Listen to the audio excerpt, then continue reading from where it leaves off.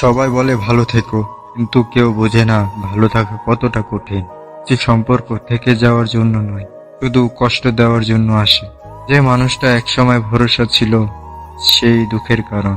তাই না কেউ আমার দুঃখ কষ্ট বুঝুক, শুধু চাই কেউ পাশে থাকুক। কিছু কষ্ট মনের এত গভীরে থাকে, তা চোখের পানি ধুয়ে যায় না। প্রত্যেকটা হাসির পেছনে একটা চাপা কষ্ট লুকিয়ে থাকে। হারিয়ে যাওয়া মানুষগুলো কখনো ফিরে আসে না, কিন্তু তাদের স্মৃতিগুলো ফিরে আসে।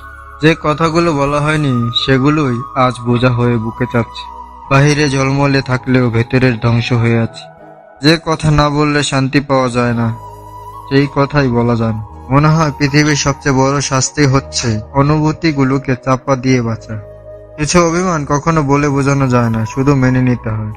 মনের গভীর ক্ষতগুলো কাউকে দেখানো যায় না, শুধু নিজের অনুভব করতে হয়। যতবার কষ্ট ভুলতে চাই, ততবার স্মৃতিগুলো এসে মনে করিয়ে দেয়